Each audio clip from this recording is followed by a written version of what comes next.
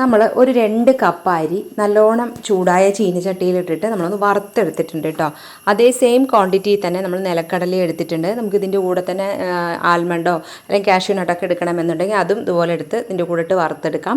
നമ്മളെടുത്ത ഇപ്പോൾ 2 കപ്പ് അരിക്ക് 1 കപ്പ് തേങ്ങ അതുപോലെ നന്നായി ഒന്ന് വറുത്തെടുത്ത് മാറ്റി വെക്കാം കേട്ടോ. അപ്പോൾ ഇതൊക്കെ ഒന്ന് ചൂടാറാനായിട്ട് ഒന്ന് വെയിറ്റ് ചെയ്യുക. ആ സമയത്ത് നമ്മൾ ഒരു 1/2 കിലോ ശർക്കര നമ്മളിതുപോലെ ഒന്ന് ഉരുക്കിയെടുക്കാം കേട്ടോ.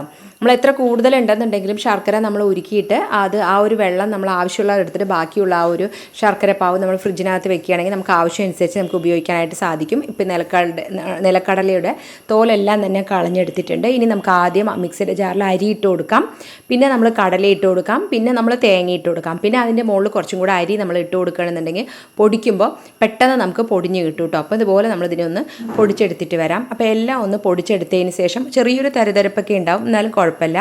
എന്നിട്ട് അതിൽ നമ്മൾ ഈ ശർക്കര പാവ് കുറേശ്ശെ ഒഴിച്ചിട്ട് നന്നായി ഒന്ന് മിക്സ് ചെയ്ത് കൊടുക്കാം.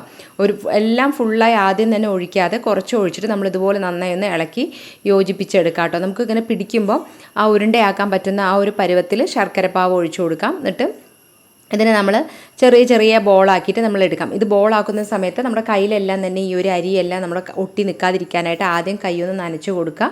എന്നിട്ട് ഇതുപോലെ ചെറിയ ബോളാക്കി ഉരുട്ടിയെടുക്കുക കേട്ടോ. ഇങ്ങനെ ആക്കിയെടുക്കുമ്പോൾ നല്ല ടേസ്റ്റ് ആയിട്ടുള്ള പഴമക്കാരുടെ, അതായത് മുത്തശ്ശിമാരൊക്കെ ഉണ്ടാക്കുന്ന അരിയുണ്ടയാണ് കേട്ടോ. നല്ല അടിപൊളി ടേസ്റ്റുമാണ്. ഇത് ഒരുപാട് നാൾ കേടുകൂടാതെ തന്നെ നമുക്ക് സൂക്ഷിക്കാനായിട്ടും നമുക്ക് സാധിക്കും. അപ്പം നിങ്ങളിതുപോലെ ഒന്ന് ട്രൈ ചെയ്ത് നോക്കുക.